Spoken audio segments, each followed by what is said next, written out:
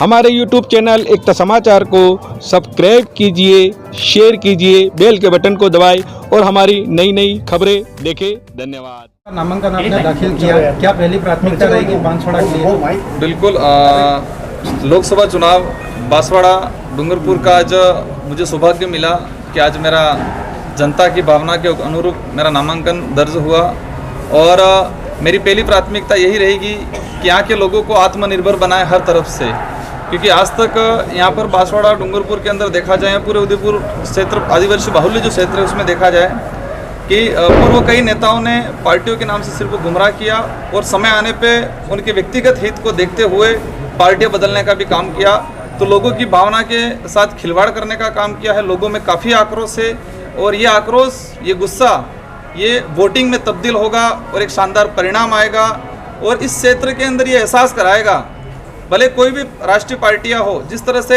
इधर इधर ईडी के डर से लोगों को, यहाँ ईडी के डर से जो लोग भाग रहे हैं उनको एहसास कराएगा कि ये देश लोकतंत्र है और इस लोकतांत्रिक देश में जनता के हाथ में इस देश को चलाने की चाबी है और वो प्रत्येक 5 साल में जनता को अवसर देती है। तो इस बार ये अवसर आया है, जनता एहसास कराएगी कि लोकतंत्र है, राजतंत्र नहीं, ये देश संविधान से चलता है, ईडी से नहीं।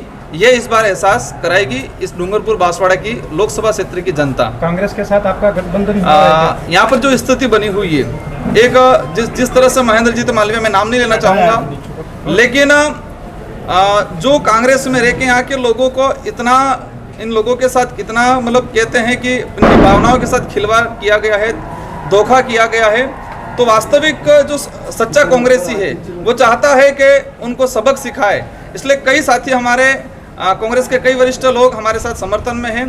कांग्रेस के हाईकमान में अभी तक कोई डिसीजन नहीं लिया गया है, लेकिन ये चुनाव बीजेपी कांग्रेस या बीएपी का चुनाव नहीं रहा है, ये चुनाव लोकतंत्र बचाने का चुनाव रहा है और हम सबकी जिम्मेदारी है। मैं तो बीजेपी के लोगों से भी कहना चाहूँगा कि आपके साथ भी अन्याय हो रहा है, कांग्रेस के लोगों के साथ अन्याय हुआ, इस क्षेत्र के आदिवासी बाहुल्य के क्षेत्र के साथ अन्याय हुआ, जो भी ST SC minority OBC general कोई भी वर्ग है, हम सबकी जिम्मेदारी है कि चुनाव बीजेपी कांग्रेस या बीएपी का चुनाव नहीं है, ये चुनाव लोकतंत्र बचाने का चुनाव है और इस चुनाव में ये एहसास कराना है कि ये देश संविधान से चलता है, ईडी से नहीं।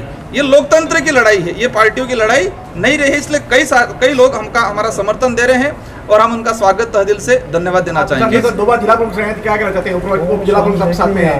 बिल्कुल, हमारे बड़े भाई को खूब धन्यवाद देना चाहूँगा।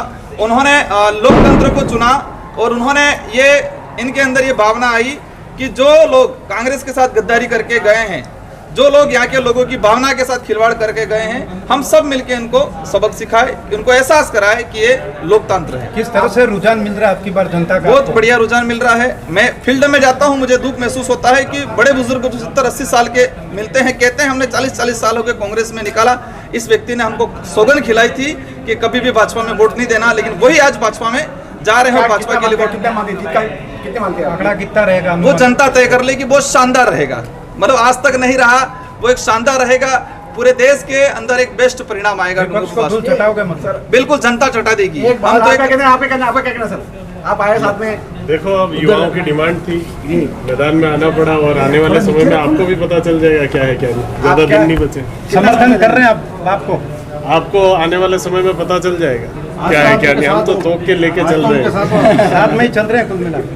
राजकुमार जी, एक आपसे कहना चाहे, जनरल कास्ट के लोगों को एक भय है आपसे, आप पार्टी से, कि कहीं ऐसा नहीं हो जाए कि उनके मकानों पर डामर या मीणा, इस तरह का डर का माहौल है, उस पर आपने बहुत शानदार सवाल पूछा। मैं भी चाहता हूँ कि मीडिया सवाल करे।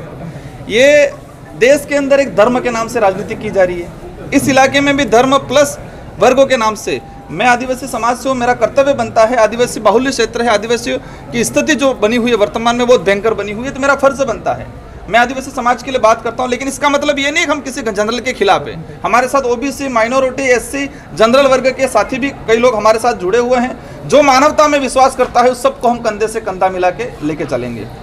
डर की बात है तो डर तो उसको लगना चाहिए जो सरेआम सड़कों पर पिस्तौलें लेके गोलियां चला रहे थे, तब आपने नहीं पूछा कि डर कहाँ है। उसके बाद गरीब लोगों के प्लॉटों पे कब्जे किए गए, तब आपने नहीं पूछा डर कहाँ है। उसके बाद मैं आपसे निवेदन करूं कि डर तो वो फैला रहे हैं जो आम लोगों के प्लॉटों के विवाद पे जाके बैठ के और खुद के जेब भर रहे हैं। डर वो फैला रहे हैं जो युवाओं का गला घोट के उनकी राजनीतिक हत्या कर रहे हैं। डर वो फैला रहे हैं जिन्होंने केवल मात्र राजनीति को अपना अर्थोपार्जक व्यवस्था समझी।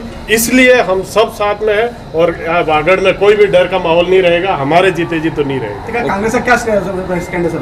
कांग्रेस का स्टैंड जल्दी आपके सामने आएगा और बहुत शानदार आएगा। ओके, धन्यवाद।